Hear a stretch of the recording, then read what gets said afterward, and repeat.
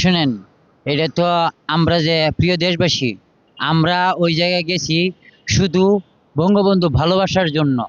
আমরা তো ওই জায়গায় যুদ্ধ করতে যাই নাই। আমরা ওই জায়গায় কোনো মিটিং করি নাই। আমরা ওই জায়গায় কোনো মিছিল করি নাই। আমরা গেছি, আমরা ফুল দিব, শ্রদ্ধা জানাবো, আইসা করব। আমাদের মুখে কোনো আর দ্বিতীয় কোনো চাল হবে না। তো যাওয়ার আগে আমার দুইজন রিক্সা ড্রাইভার সর্বপ্রথম গেছে। সর্বপ্রথম যাওয়ার পর দুইজনে অ্যারেস্ট করছে, দুইজনকে অ্যারেস্ট করা হচ্ছে।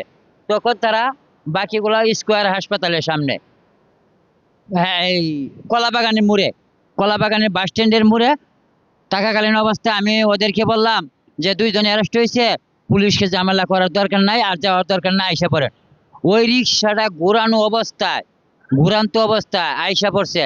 আসার সময় তিনজন মহিলা, একজন প্রেগনেন্ট, আর দুইজন বৃদ্ধ, আর একটা শিশু বাচ্চা, মানে নানি বাইর হয়েছে থেরাপির জন্য, চিকিৎসার জন্য। ওই বাচ্চা ভোরবেলা কান্দা, সকালবেলা আইসা পড়ছে।